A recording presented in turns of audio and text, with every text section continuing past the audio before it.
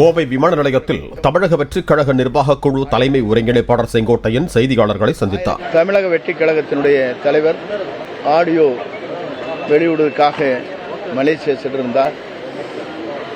அந்த கூட்டத்தை பார்க்கிற போதே அண்டை நாடுகளாக இருக்கிற மலேசியாவிலே வியந்து போகின்ற அளவிற்கு அந்த நிகழ்ச்சி உலக நாடுகள் திரும்பி பார்க்கின்ற அளவிற்கு உருவாக்கப்பட்டிருக்கிறது.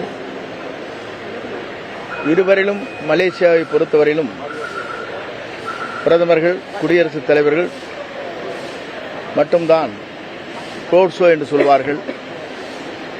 இந்த முறை இவருக்கே ரோட் ஷோ போவதற்கு அனுமதி வழங்கப்பட்டிருக்கிறது. ஆகவே அவருடைய வரலாற்று நாயகனாக இன்றைக்கு தமிழகத்திலே பவனி வந்து கொண்டிருக்கிறார்கள். குறிப்பாக எதிர்கால தமிழகத்தை ஆள்வதற்கு அவருடைய தலைமை வேண்டும் என்ற முறையில் பெண்களாக இருந்தாலும் சரி, இளவயதிலே இருக்கின்ற 18 வயதிலிருந்து 35 வயதிலும் இருக்கின்ற அத்தனை பேரும் ஒருமனதாக குரல் கொடுத்துக் கொண்டிருக்கிற காட்சி நாங்கள் காணுகிறோம்.